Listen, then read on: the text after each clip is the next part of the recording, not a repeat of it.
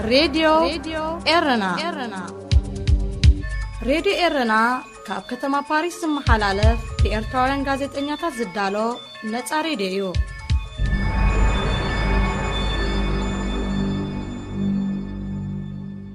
عزو السلامتنا تقبلوا أبستفلالي كرنعات عالم كوينكم نمدبات راديو إرنا التكتاتلو زخبركم سمعتنا نايلو مقدام فنونا يفلمالو كساب فتصامي مدبنا مسانا حبيركم كتصنحو أدمينايو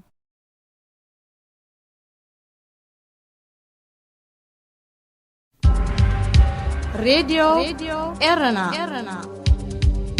راديو إرنا كاب كتما باريس محلالف بإرتورن غازت إنياتا زدالو نتا راديو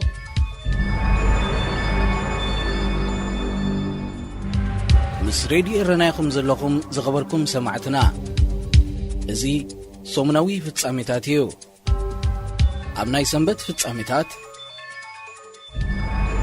فدرالاو منغسي إثيوبيان حيلتات تግራይን ናይ ተዓዛብነትን ሽምግልናን መሰል ንሕብረት ኣፍሪቃ ክህቡ ምስምምዖም ብሓጎስ ከም ዝተቐበሎ ሕብረት ኤውሮጳ ገሊጹ እቲ ሕብረት ብራስለስ ካብ ዝርከብ ቤት ጽሕፈቱ ዘውፅኦ መግለጺ ክልቲኦም ወገናት ኣብ ከተማ ናይሮቢ ዳግማይ ብምርኻብ ኣብ ዝገበርዎ ስምምዕ ሕብረት ኣፍሪቃ ናብ ትግራይ ኮነ ካልእ ኩሉ ናይ ኩናት ዞባታት ብምእታው ብዘይ ገደብ ክንቀሳቐስ ምፍቃዶም ንሰላም ዘለዎም ቅርብነት ዘመልክት ይኽብል ሞጊሱ ፕሬዝደንት ኬንያ ነበር ኡሁሩ ኬንያታ እቲ ዘተ ድሕሪ ምዛሙ ብሓሙስ 22 ታሕሳስ ኣብ ዝሃቦ ጋዜጣዊ መግለጺ ክልቲኦም ወገናት ናይ ሓባር ተዓዛቢ ጉጅለ ከቕሙ ተሰሚዖም ሕብረት ኣፍሪቃ ንተግባራውነቱ ክከታተል ክብል ኣመልኪቱ ንሱ ብተወሳኺ ቅድሚ ዝሒዝናዮ ዘለና ዓመት ምዛሙ ምስ ጉጅሉ ናብ ከተማ መቐለ ከምርሕ ምዃኑ ሓቢሩ ኣብ ቦታ ፍጻሜ ብኣካል ብምዕዛብ ዝርከብ ሓበሬታ ንጹር ግምጋም ንምውሳድ ክሕግዘናዩ ክብል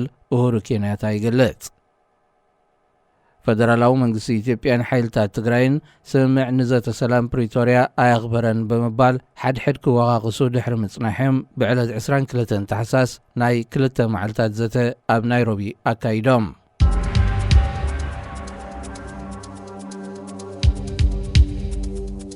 ግብፂ ኣብ ትሕቲ ቁፅፅራ ዝጸንሓ ክልተ ደሴታት ናብ ስዑድ ዓረብ ከይተረክብ ምድንጓይ ትፈጥራላ ዝብል ክስ ቀሪብዋ ተናብ ቀይሕ ባሕሪ ዝርከባ ደሴታት ኣብ ትሕቲ ወተሃደራዊ እዚ ሕቡራት መንግስታት ኣሜሪካን ጸኒሐን ብምሕዳር ባይደን ናብ ማእከላይ ምብራቕ ድሕሪ ዝገበሮ ዑደት ኣብተን ደሴታት ናይ መቆጻጸሪ ካሜራታት ተተኺሉ ሰራዊት ኣሜሪካ ሙሉእ ብምሉእ ክወፅእ ድሕሪ ዝተበጽሐ ስምምዕ እተን ደሴታት ናብ ስዑድ ዓረብ ክርከባዩ ትጽቢት ተገይሩ ነይሩ ቀንዲ ምኽንያት ናይዚ ግብፂ ትፈጥሮ ዘላ ምድንጓያት ብወግዒ እኳ እንተዘይተነግረ ምስቲ ኣሜሪካ ንሰራዊት ግብፂ ትምውሎ ዝነበረት ፋይናንሳዊ ሓገዝ ብ10 ሚእታዊት ምጉዳሉ ዝተኣሳሰር ከም ዝኾነ ተንተንቲ ፖለቲካ ይእምቱ ኣሜሪካ ናይ 1.3 ቢልዮን ዶላር ገንዘብ ዓመታዊ ንሰራዊት ግብፂ ትልግስ ኣብ ዝሓለፈ 2 ዓመታት ግና 2 ሚእታዊት ናይ ተሓገዝ ብሰንኪ ፕሬዚደንት አልሲሲ ዘመዝገቦ ሕማቕ ኣተሓሳስብ ኣው መሰላት ክቑረጽ እንከሎ ኣብ ወርሒ ጥቅምቲ ኸኣ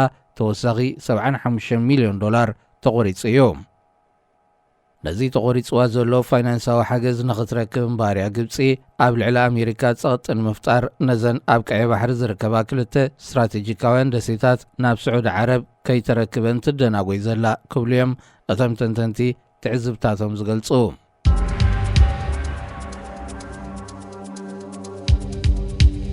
መንግስቲ ሶማል ሚድያታት ሃገሩ ትሕሶታተን ናብ ህዝቢ ቅድሚ ምዝርግሕን ንመንግስቲ ከፍልጥ ኣለወን ክብል ትእዛዝ ኣመሓላሊፉ ጋዜጠኛታት ሃገር ንናይ ወፃኢ ማዕከናት ዜና ዝህብዎ ዘለዉ ሓበሬታ ካብ ቤት ጽሕፈት ፕሬዚደንት ዝተመሓላለፈ ትእዛዝ እዩ ዝተባህለ መልእኽቲ ናብ ህዝቢ ዝዝርጋሕ ዜና መጀመርያ ብሰብ ስልጣን ክምርመር ኣለዎ ዝብል ከም ዝርከቦ መልኪቶም ማሕበር ጋዜጠኛታት ሶማል ነቲ ካብ ላዕለዋይ ኣካል ዝመፀ ትእዛዝ እዩ ዝተባህለ ብጽሑፍ ዘይኮነ ብቴሌፎን ዝተመሓላለፈ መልእኽቲ ብምንጻግ ንሞያ ጋዜጠኝነት ዝፈታተኒ ክብል ነቒፍዎ ዳይሬክተር ሪሳላ ሚድያ ኮርፖሬሽን መሐመድ ዓብዲ ዋሃብ ኣብ ዝሃቦ ቃል ብወገኑ እቲ ትእዛዝ ቀጥታዊ ጽጽያ ወይ ሰንሰርሺፕ ይድሕሪ ምባሉ ሰበስልጣን መንግስቲ ነንዝደለይዎ ዓይነት ዜና ጥራይ ክመሓላለፍ ከፍቅዱ ፍሉይ ስልጣን ዝህብ ኢሉ ምክትል ሚኒስተር ዜና ዓብዲ ራሕማን ዩሱፍ ዓደላ ብዛዕባ እቲ ተመሓላሊፉ ዝተባህለ ትእዛዝ ኣፍልጦ ከም ዘይብሉ ገሊጹ ኣሎ ጽጽያብ ልዕሊ ማዕከናት ዜና ምክያድ አንጻር ቋምታ ሃገርን ሕግታት ሚድያን ብምዃኑ እዚ ካብ ቤት ጽሕፈት ፕሬዚደንት ተሰዲዱ ዝበሃል ዘሎ ትእዛዝ ተግባራዊ ኣይክኸውንን እዩ ክብል ማሕበር ጋዜጠኛታት ሶማሊ ይገልጽ። ምስቲ ኣብ ዝበዝሐ ክፋልታ ሃገር ብሰፊሑ ዝንቀሳቐስ ዘሎ ኣሸባብ ተደሚሩ ሶማል ንጋዜጠኛታት ሓደገኛ ካብ ዝኾነ ሃገራት ከም ዝኾነት ዝፍለጥ ኮይኑ እዚ ናይ ጽጽያ ወይ ሰንሰርሺፕ ትእዛዝ እንተተተግቢሩ ኣብ መዓልታዊ ንጥፈታት ማዕከናት ዜናት ሃገር ከቢድ ሃስያ ከኸትል ከም ዝኾነ ሰራሕተኛታት ሚድያ ሶማል ብምራት ይገልጹ። ምስ ሬድዮ ረናይኹም ዘለኹም ዝኸበርኩም ሰማዕትና እዚ ሰሙናዊ ፍጻሜታት እዩ። ኣብ ናይ ሶኒ ፍጻሜታት ኣብ ሞጎ ኤርትራን ኢትዮጵያን ኣብ ኣልጀርስ ተፈረመ ስምምዕ ሰላም ተግባራዊ ክኸውን ነዚ ናይ ሕጂ ቅልውላዊ ኢትዮጵያን ምፍታሕ ዓብተር ኣለዎ ክብል ሕብረት ኤውሮጳ ገሊጹ። ቆንስልቲ ሕብረት ብ22 ታሕሳስ ኣብ ዘውፅኦ መግለጺ ስምምዕ ኣልጀርስ 2000 ኣብ ወረቐት ደኣ ክሳብ ዝእዋን እዚ ኣብ ባይታ ዘይተተግበረ ብምዃኑ ደቡባዊ ክልል ኢትዮጵያ ንጹር ንኸይከውን ዓንቂጾ ኣለይሎ። ኣብ ሞንጎ ቀዳማይ ሚኒስተር ኢትዮጵያን ፕሬዚደንት ኢሳያስን ኣብ 2018 ዝተገብረ ስምምዕ ሰላም ኢትዮጵያ ንስምምዕ ኣልጀርስ ከም ዝተቐበለቶ ኣፍሊጣያ።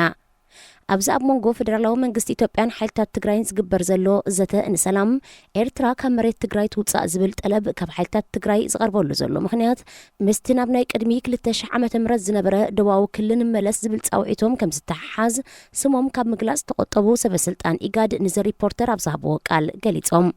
ቆንስል ሕብረት ኤውሮጳ መግለጺኡ ምውፃእ ሰራዊት ኤርትራ ካብ ክልል ትግራይ ንምዕዋት ዘተ ንስምምዕ ሰላም ኢትዮጵያ ሓጋዚ ብምባል ኣብ ፕሪቶርያ ዝተኻየደ ዘተ ኩሎም ናይ ወፃእ ሓይልታት ካብ ኢትዮጵያ ክወፁ ንዝብል ስምምዕ ኣስሚሩሎ። ኢትዮጵያ ናይ ውሽጥን ወፃእን ጸጥታ ኣኽቢራ ብሰላም ትነብረሉ ኩነታት ምፍጣር ንመላእ ሃገራት ቀርኒ ኣፍሪቃ ረብሓይ ዝብል ቆንስል ሕብረት ኤውሮጳ ኩሎም መንግስታት ትዞባ እወታዊ ተራ ክጻወቱ ጸዊዑ።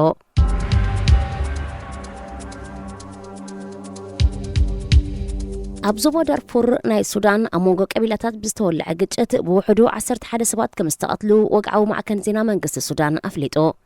ኣገልግሎት ዜና ሱና ነቲ ብረቡዕ 21 ዝጀመረ ግጭት ብዝምልከት ኣብ ዘርግሖ ሓበሬታ ካልኦት 20 ሰባት እውን ብከቢድ ቆሲሎም ኣብ ሆስፒታል ተዓቂቦም ከም ዘለው ኣፍሊጡ። መንቀል እቲ ግጭት ብወግዑ እኳ እንተዘይተሓበረ ናይ ዓረብ መበቆል ዘለዎም ነበርቲ እቲ ከባቢ ምስ ካልኦት ቀቢላታት ተደጋጋሚ ደማዊ ግጭት ከካይዱ ምጽንሖም ይፍለጥ። እቲ ግጭት ብዕለት 21 ድሕሪ ምጅማሩ ስርቀን ዝምታ ንብረትን ኣስፋሕፊሑ ኣባይቱን ከቃጽሉ ከም ዝቐነዩ ተሓቢሩ። ሰበስልጣን መንግስቲ ብዝሃብዎ ቃል ብወገኖም ነቲ ግጭት ኣብ ትሕቲ ቁፅፅር ንምእታው ሓይልታት ጸጥታ ተዋፊሮም ምህላዎም ቁፅሪ ናይ ዝሞቱን ዝቆሰሉን ሰባት ከዓ ካብዚ ዘለዎ ብዝተዓጻጸፈ ክውስኽ ከም ዝኽእልን ገሊጾም። ብሰንኪ ናይ መጋሃጫ ጥሪትን ብጽሒተዩን ዘንቀሎ ምስ ሰሓብ ብዝተጓሃረ ግጭት ኣብ ዞባ ዳርፉር ኣብ ዝዓመት ጥራይ ልዕሊ 900 ሰባት ክሞቱን ከለው 300,000 ከዓ ካብ ቤት ንብረቶም ከም ዝተበዛበሉ ጸብጻብ ውድብ ሕብራት ሃገራት የመልክቶ። መንግስቲ ሱዳን ንቐረብ ማይ መጋሃጫ መሬት ዜግነት ወተሃደራዊ ዕጥቂ ቀቢላታት ብዝምልከቱ ጉዳያት ዝግባእ ኣቓልቦ ብዘይምሃቡ ኣብ ዞባ ዳርፉር ብሉናይልን ደቡብ ኮርዶፋንን ተኸታታሊ ግጭታት ክለዓሉን ህዝቢ ክመውት ንብረቱ ክራሰይን ክመዛበልን ጸኒሑ ክብሉ ዲፕሎማስያን ምንጭታት ነቐፌታኦም የቕርቡ።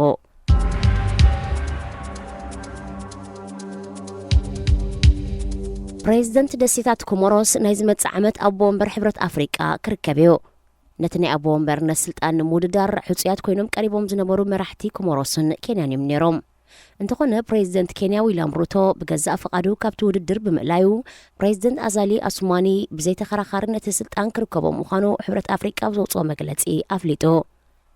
ክልቲኦም ሕፁያት ተወዳደርቲ ዋዕላ ኣሜሪካን ኣፍሪቃን ኣብ ዝካየደሉ ዝነበረ እዋን ድምፂ ንምርካብ ምስ ሓያሎም መራሕቲ ሃገራት ብምርኻብ ጎስጓስ ኣካይዶም እዮም።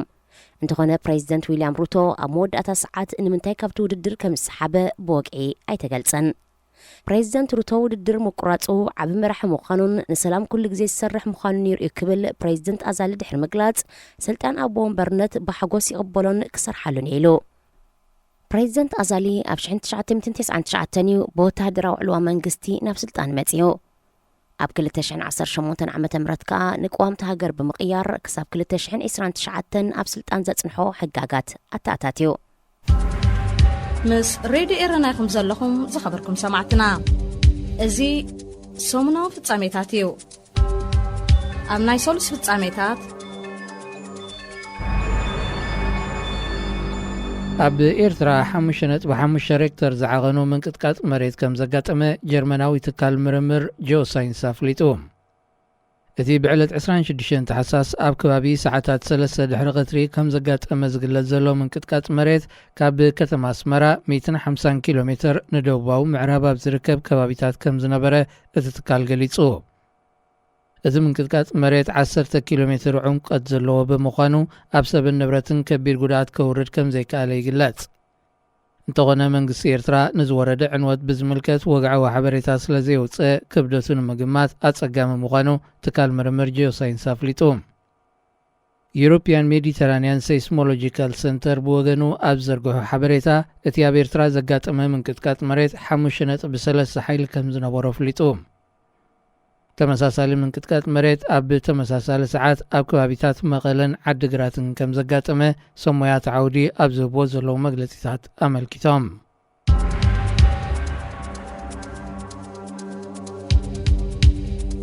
ላዕለዋይ ጉጅለ ልኡኽ ፈደራላዊ መንግስቲ ኢትዮጵያ ናብ ከተማ መቐለ ኣትዩ። እቲ ብኣፈኛ ወከልቲ ህዝቢ ታገሰ ጫፎ ዝተመርሐ ላዕለዋይ ጉጅለ ልኡኽ ኣማኻሪ ጸጥታ ቀዳማይ ሚኒስተራት ዕዮ ፍትሒ ከምኡውን መጓዓዝያን መራኸቢታትን ዝሓቆፈ ምዃኑ ካብቲ ሃገር ዝተመሓላለፈ ዜና ኣመልኪቱ። ኣብ ሰሜናዊ ክፋል ኢትዮጵያ ኩናት ካብ ዝጅምር ኣብ ውሽጢ እዚ 2 ዓመታት ምብጻሕ ላዕለዎት ሰበስልጣን መንግስቲ ናብ ትግራይ እዚ ናይ ፈለማ እዋን እዩ። ቀንዲ ዕላማ ናይቲ ጉጅለ ልኡኽ ኣብ ዘተ ሰላም ፕሪቶርያን ናይሮብን ዝተኸተሙ ስምምዓት ተግባራዊ ዝኾኑሉ መንገድታት ንምንዳይ ምዃኑ መንግስቲ ሃገር ኣፍሊጡ። ተግባራውነት ትስምዕ እተሳለጠን እትከታተልን ኮሚቴ ካብ ክልቲኦም ወገናት ቆይማ ብሕብረት ኣፍሪቃ ክትምእከል ምዃና ኣቐዲሙ ተገሊጹ እዩ። ብፕሬዚደንት ነበር ኡሁሩ ኬንያታ ዝመራሕ ጉጅለ ኣብ ሓስቲ ሰላም እውን ኣብ ዝቕጽል መዓልታት ናብ ከተማ መቐለ ክኣቱ ትጽቢት ይግበረሉ። ምብጻሕ ናይዚ ላዕለዋይ ጉጅለ ልኡኽ ፈደራላዊ መንግስቲ ናብ መቐለ ምልክት ቅሩብነት ንሰላም እዩ ዝብል ርእይቶታት ካብ ኣህጉራዊ ማሕበረሰብ ዓለም ይቐርብ ኣሎ።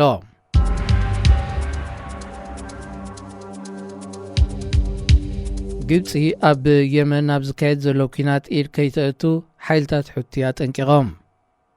ምክትል ሚኒስትር ሕቲ ኣብ ዝሃቦ ቃል ግብፂ ማያት ቀይሕ ባሕሪ ንምሕላው ካብ ሕቡራት መንግስታት ኣሜሪካ ዝተረከበቶ ሓላፍነት ተጠቒማ ኣብ የመን ምትእታው እንተገይራ ውፅኢቱ ከተዓሳዩ ክብል መጠንቀቕታ መሓላሊፉ። ሑሰይን አልአዚያ መግለፂኡ ንግብፂ ሕሉፍ ፍቕሪ ኣለና እንተኾነ ስቃይ ህዝቢ የመን ዘናውሕ ኣብ ዘሎ ኩናት ምትእታው እንተገይራ ዓፀፌታ ካብ ምምላስ ኣይክንቁጠብን ኢና ኢሉ። ኣብ መንጎ ኣልሑትን መንግስቲ የመንን ብዝተፈጥረ ናይ ስልጣን ቁርቁስ 8 ዓመቱ ቁፂሩ ዘሎ ኩናት ሃገራት ዞባውን ንንረብሐአን ስለ ዝኣተወኦ ብሰላማዊ መገዲ ንምፍትሑ ኣጸጋሚ ኮይኑ ይርከብ። ኣብ ቀይሕ ባሕሪ ብፍላይ ከዓ ኣብ መጻቦ ባብ ኤልመንደብን ወሽመጥ ዓደንን ዝካየድ ሽበራዊ ዘይሕጋዊ ምስጋር ደቂ ሰብን ንብረትን ከምኡውን ቅርሰና ባሕሪ ዝኣመሰለ ዘይሕጋዊ ምንቅስቓስ ንምቆጻር ብሓይሊ ባሕሪ ኣሜሪካ ክካየድ ዝጸንሐ ሓለዋ ግብፂ ተረኪባቶ ምህላዋ ኣቐድም ኣቢሉ ተገሊጹ እዩ። ምስ ሬድዮ ኤረና ኢኹም ዘለኹም ዝኸበርኩም ሰማዕትና እዚ ሰሙናዊ ፍጻሜታት እዩ። ኣብ ናይ ረቡዕ ፍጻሜታት መንገዲ ኣየር ኢትዮጵያ ናብ ከተማ መቐለ ወግዓዊ በረራ ዳግማይ ከም ዝጀመረ ኣፍሊጡ። እቲ ካብሎም ዕለት 28 ታሕሳስ ዝጅምር በረራ ኣዲስ ኣበባ መቐለ ኣብ ሰሜን ኢትዮጵያ ደማዊ ኩናት ካብ ዝጅምር ተፈላለየን ዝጸንሓ ስድራ ቤታት ከራኸቢ ድሕሪ ምባል በዓል መዚ ኣየር ኢትዮጵያ ንግዳዊ ቱሪዝማዊ ኣገልግሎታት እውን ንጥፈቱ ክዓቢ ኢሉ። ኣካል ናይቲ ኣብ መቐለ ዑደት ዘካየደ ላዕለዋይ ጉጅለ ልኡኽ መንግስቲ ኢትዮጵያ ዝኾነ ኣካያዲ ስራሕ መንገዲ ኣየር ኢትዮጵያ መስፍን ጣሰው ማዕርፎ ነፈርቲ መቐለ ኣብ ጽቡቕ ኩነታት ስለ ዘሎ ነፈርቲ ክአንገድ ድልዩ ድሕሪ ምባል ናብ ዝተረፈ ክፋል ትግራይ ዝርከባ ከተማታት ከዓ በብእዋኑ ክጅምር ምዃኑ ኣፍሊጡ። ነተግባራውነት ዘተሰላም ንምዝራብ ናብ ከተማ መቐለ ዑደት ዘካየደ ጉጅለ ዝበስሐ ክፋል ትግራይ ናይ ኤሌክትሪክን ቴሌኮሙኒኬሽንን ኣገልግሎት ዳግማይ ክረክብ ጀሚሩ ከም ዘሎ ኣፍሊጡ። በመሰረት መግለጽ ጉጅለ ልኡኽ ሓይልታት ትግራይ ከበድቲ ኣጽዋር ዘረከብሉ መስርሕ ኣብ ሳልስቲ ክጅምር ትጽቢት ይግበር። ፕሬዚደንት ክልል ትግራይ ደብረጽዮን ገብረ ሚካኤል ኣብ 4 ግንባራት ዓስኪሩ ካብ ዝነበረ ዕጡቕ ሓይሊ እቲ ዝበስሐ ከም ዝሰሓበ ሰራዊት ኤርትራ ኣለዎ ኣብ ዝበሎ ከባቢታት ግና ንሓለዋ ዝተዋፈራ ኣሃዱታት ግና ኣለዋ ክብል ገሊጹ። መንገዲ ኣየር ኢትዮጵያ መዓልታዊ በረራ መስመር ኣዲስ ኣበባ መቐለ ክጅምር ዝብል ሓበሬታ ምስ ዘርግሐ ኣብ ትፅቢት ዝጸንሐ ህዝቢ ብኡንብኡ ትኬት ገዝእ ምጅማሩ ናይ ዓይኒ መሰኻክርን ኣልጀዚራ ኣብ ዝሃቦ ቃል ሓቢሮም።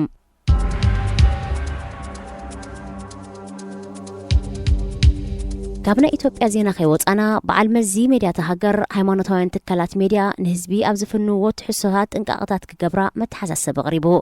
እቲ በዓል ስልጣን ሜድያ ብዘውፅኦ መግለፂ ንሃይማኖታዊ ኣገልግሎት ተባሂሉ ንዝተዋህበን ናይ ፈንኦ ፍቓድ ኣብ መንጎ ሃይማኖታት ጽልእን ቅርሕንትን ኣብ ምንዛሕ ይጥቀማሉ ኣለዋ ክብል ከሲሶ። ኣብ ዝሓለፈ መዓልታት ቤተ ክርስቲያን ተዋህዶ ኢትዮጵያ ጽልኢ ኣብ መንጎ ኣመንቲ ነዚሖም ብምባል ኣብ ልዕሊ መራሕቲ ካልኦት ሃይማኖታት ገበናዊ ክሲ ናብ ፌደራል ፖሊስ ኣቕሪበዮ። ነዚ ስዒቡ በዓል መዚ ሚድያት ሃገር ቀዋምን ሕጊ ሚድያን ሃይማኖትካ ተኽብረሉ መሰል እዩ ዝፈቀድ እምበር ንጽልኢ ዝጉስጉስ ምትኻስን ዘይተጸዋርነትን ኣብ ልዕሊ ካልኦት ሃይማኖታት ምንዛሕ ብሕጊ ሕትት ክብል ኣጠንቂቑ። እቲ ትካል ብተወሳኺ ኣብ ልዕሊ ሃይማኖታውያን ትካላት ሜድያ ካብ ህዝቢ ክቐርብ ዝጸንሐ ጥርዓናት መርመራ ክካየደሉ ምዃኑን ውፅኢቱ ከዓ ናብ ቤት ፍርዲ ክቐርቦ ምዃኑን ገሊጹ። ብብሔር ቀቢላታትን ዋንነት መሬትን ኣብ ቀጻሊ ቅልውላው ትርከብ ኢትዮጵያ ሃይማኖታውያን መራሕቲ ንሰዓብቶም ከረጋግኡን ተጸዋዊሮም ከም ዝነብሩ ክገብሩን ትጽቢት ሓያሎ ወገናት እዩ።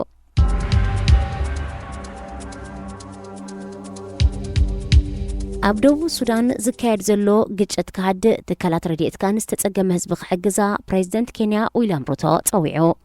ፕሬዚደንት ሩቶ ብፍላይቲ ኣብ ዞባታት ላዕለዋይ ናይልን ጆንግሊን ዝካየድ ዘሎ ውግእ ሓድሕድ ንስምምዕ ሰላም 2018 ኣብ ሓደጋ ወዲቑ ከም ዘሎ ኣፍሊጡ። እቲ ፕሬዚደንት ኣብተን ዞባታት ዝካየድ ዘሎ ግጭት ምምዝባል ስድራ ቤታት ብምስዓብ ሰብኣዊ ቅልውላው ፈጢሩ ብምህላው ኣቓልቦ ማሕበረሰብ ዓለም ጸዊዑ ኣሎ። ኣብ መፋረቕ ወርሒ ታሕሳስ ዝጀመረ ውግእ ኣብ መንጎ ንኣሽቱ ዕጡቓት ሓይልታት ናብ ዞባዊ ግጭት ብምዕራጉ ብፍላይ ኣብ ልዕሊ ህጻናትን ደቂ ኣንስትዮን ዋሕዲ መግቢ ማይ መዕቆብን መድሃኒትን ኣኸቲሉ ከም ዘሎ ጸብጻብ ውድብ ሕብራት ሃገራት የመልክቱ። ፕሬዚደንት ሳልቫኪር ዘለዎ ኩሉ ናይ ጸጥታ ሓይልታት ኣዋፊሩ ነቲ ግጭት ከም ዝዓርፍ ክገብር ነቲ ሃገር ከዓ ካብ ክመጽእ ዝኽእል ከቢድ ሰብኣዊ ቅልውላው ከድሕን ዊልያም ሩቶ ጸዊዑ። ምስ ሬድዮ ኤረና ኢኹም ዘለኹም ዝኸበርኩም ሰማዕትና እዚ ሰሙናዊ ፍጻሜታት እዩ። ኣብ ናይ ሐሙስ ፍጻሜታት ሓይልታት ትግራይ ዓጢቖም ዝጸንሑ ከበድቲ ብረት ካብ ሎሚ ሐሙስ 29 ታሕሳስ ንሰራዊት ፈደራላዊ መንግስቲ ኢትዮጵያ ክርከብ ኣብ ስምምዕ ከም ዝተበጽሐ ኣማኻሪ ቀዳማይ ሚኒስተር ኣብ ጉዳያት ጸጥታ ኣምባሳደር ሬድዋን ሑሴን ገሊጹ። እቲ ኣምባሳደር ድሕርቲ ምስ ልኡኽ ጉጅለ መንግስቲ ዘካየዶ ናይ መቐለ ዑደት ምዝዛሙ ብትዊተር ኣብ ዘመሓላለፎ መልእኽቲ ሰራዊት መንግስቲ ኢትዮጵያ ቅዋማዊ ተልእኹኡ ንምፍጻም ናብ መቐለ ምውፋር ከም ዝጅምሩን ኣረጋጊጹ። ንትግባረ ምቁራጽ ተኹሲ ንምቅልጣፍ ኣብ ኩለን ከተማታት ትግራይ ህዝባዊ ኣገልግሎታት ንምጅማር ይሰርሕ ከም ዘሎ ዝገልጽ መንግስቲ ብወገኑ ኣብ ዓድዋ ንግዳዊ ባንኪ ምጅማሩ ፍሊጡ። ንሳት 2 ዓመታት ተቋሪጹ ዝነበረ ህዝባዊ መጓዓዝያ መገዲ ኣየር ኢትዮጵያ ናብ መቐለ ብ28 ታሕሳስ ዳግም ጀሚሩ ኣሎ። ኣብ 2 ሕዳር ኣብ ደቡብ ኣፍሪቃ ከተማ ፕሪቶርያ ዝተበጽሐ ስምምዕ ምቁራጽ ተጻብኦታት ህጹጽ ሰብኣዊ ሓገዛት ብዘይምትዕንቓፍ ክባጻሕ ኣብ ትግራይ ተቋሪጹ ዝርከብ መሰረታዊ ኣገልግሎታት ክጅምር ሓይልታት ትግራይ ዕጥቆም ክፈትሑ ዝብል ነጥብታት ዝሓኾፈ ምዃኑ ይዝከር። ኣብ መንጎ ክልቲኦም ወገናት ምትእምማን ምስ ተፈጥረ ናብ ጎነጽ ዘምርሐ ምስሕሓብ ብፖለቲካዊ ዘተ ንምፍታሕ እቲ ወሳንን ካልኣይ መድረኽ እኳ እንተኾነ ህላዊ ሰራዊት ኤርትራን ምልሻታት ኣምሓራ ናብ ክልል ትግራይ ምትዕንቓፍ ከይፈጥር ስጋኣት ኣሎ ይብሉ ተንተንቲ ፖለቲካት ከባቢ።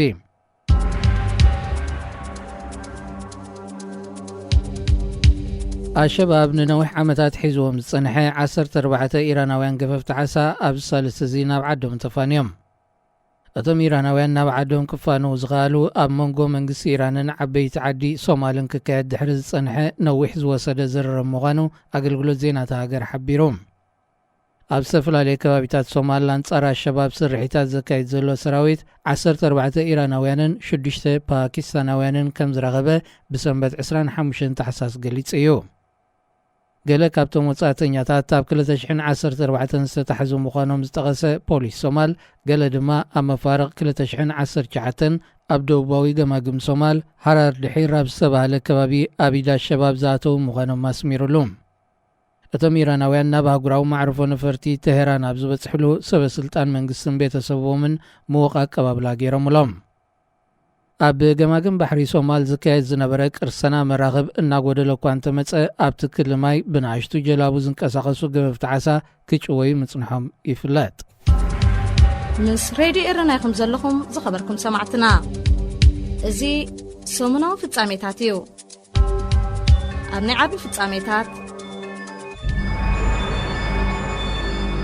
ንልዕሊ 2 ወርሕ ኣብ ማእሰርቲ ጸንሑ ጳጳስ ካቶሊካዊት ቤተ ክርስቲያን ኤርትራ ዘመንበረ ሰገነይቲ ኣባ ፍቕረ ማርያም ሓጎስ ከም ዝተፈትሑ ዝተፈላለዩ ምንጭታት ካብ ኣስመራ ረጋጊጾም። ኣባ ፍቕረ ማርያም ድሕሪ ምፍትሖም ኣብ ቅዳሴና ተሳተፉን ህዝቢ ሰላም እናበሎምን ዘርኢ ቪድዮ ኣብ ማሕበራዊ ሚድያ ተዘርጊሑ ይርከብ። መንግስቲ ኤርትራ ከም መቐጸልታ ናይቲ ኣብ ልዕሊ ካቶሊካዊት ቤተ ክርስቲያን ክገብሮ ጸንሐ ጸቕጥን ምፍራሕን ነባ ፍቕረ ማርያም ከም ዝኣሰሮም እዩ ክግለጽ ጸኒሑ። እቲ መንግስቲ ኣቐዲሙን ካልኦት ካህናትን ዲያቆናትን ከም ዝኣሰረን ከም ዝገፈፈን ይፍለጥ። ኣባ ፍቕረ ማርያም ካብ መገሻ ኣብ ዝምለስሉ ዝነበሩ እዋን ብ15 ጥቅምቲ ኣብ ማዕርፎ ነፈርቲ ኣስመራ ብሓይልታት ጸጥታ ተኣሲሮም እዮም ተወሲዶም። ማእሰርቶም ምስቲ ኣብ ከባቢ ሰገነይቲ ኣብ ኣኽሩር ኣብ ትርከብ ካቶሊካዊት ቤተ ክርስቲያን ዝተፈጸመ ግፋ መዘምራን ዝርከቦም ኣመንትን ድሒሩ ኣብ ማሕበራዊ ሚድያ ዝተዘርግሐ ሳእልን ከም ዝተሓዝ ዝተፈላለዩ ወሃብቲ ርእይቶ ይጠቕሱ። እንተኾነ መንግስቲ ኤርትራ ከም ልማዱ ብዛዕባ ማእሰርቶም ይኹን ምፍትሖም ኣይሓበረን። እቲ መንግስቲ ብካቶሊካዊት ቤተ ክርስቲያን ኤርትራ ንዝውነን ናይ ትምህርትን ጥዕናን ትካላት ክህግር ከም ዝሓገየ ይፍለጥ። ብምግሃስ መሰል ሃይማኖታት ምስ ቀዳሞት ስራዓት መንግስቲ ካብ 1992 ኣትሒዙ ምስ እምነት ብዝተሓዝ በብእዋኑ ኣማይት ኣመንትን መራሕቲ ሃይማኖታትን ኣሲሩ እዩ።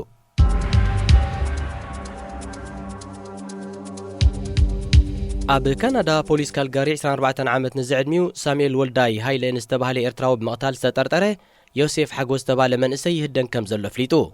ፖሊስ ብዘርግሖ ሓበሬታ መሰረት እቲ ወዲ 22 ዓመት ጥርጡር ኣብ 25 ታሕሳስ ልደት መዓልቲ ምስ ካልኦት ብፀቱ እናተዘናግዑን ከለዉ እዩ ነቲ ካልእ ኤርትራዊ ብጥይት ብኣሰቃቂ ኣገባብ ቀቲልዎ። ህዝቢ ነቲ ብካልኣይ ደረጃ ቀትለት ኣብ መላእ ካናዳ ዝህደን ዘሎ ዮሴፍ ኣብ ምርካብ ክተሓባበር ፖሊስ ኣብቲ ዘርጊሕዎ ዘሎ ህዝባዊ ጻውዒት ተማሕጺኑ። እቲ ጥርጡር ብረት ዝዓጠቐን ሓደገኛ ተጻባእን ክኸውን ከም ዝኽእል ፖሊስ ኣብ መጽዋዕቱ ኣጠንቂቑ።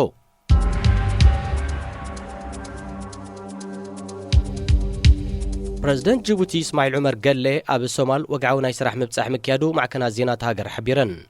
እቲ ፕረዚደንት ሶማላዊ መዘንኡ ማሕሙድ ሼክ ሓሰን ብዝገበረሉ ዕድመ መሰረት ብ28 ታሕሳስ ናብ ሞቃዲሾ ከም ዝኣተወ ዝሓበረ ሚኒስትሪ ጉዳያት ወጻኢ ጅቡቲ ክልቲኦም መራሕቲ ኣብ ክልተኣዊ ጉዳያት ምምኽኻሮም ኣመልኪቱ። ኣብ ርእሲ እዚ ፕረዚደንት ገሌ ኣብ ባይቶ ሶማል ተዓዲሙ መደረ ከም ዘስምዐ ሚኒስተር ጉዳያት ወጻኢት ሃገር ማሕሙድ ዓሊ ዩሱፍ ብትዊተር ገሊጹ። ኣብ ትሕቲ ዓቃብ ሰላም ሕብረት ኣፍሪቃ ዝተሓቑፈ ኣስታት 1,000 ሰራዊት ኣብ ሶማል ኣዋፊራ ትርከብ ጅቡቲ ምስ መንግስቲ ሶማል ኣብ ክልተኣዊ ናይ ጸጥታ ምትሕጋዝ ክትሰርሕ ምዃና ኣፍሊጣላ። ሬድዮ ኤረና ናጻ ድምፂ ኤርትራውያን ሬድዮ ኤረና ናጻ ድምፂ ኤርትራውያን ዝኸበርኩም ሰማዕትና ንሎሚ ተዳልዩ ዝነበረ ሓፈሻዊ መደባትና ኣብ ዝፈጺምና ኣለና። ፈነወ ሬድዮ ኤረና ብመርባት ሓበሬታን ሳተላይትን ን24 ሰዓት ቀጻልዮ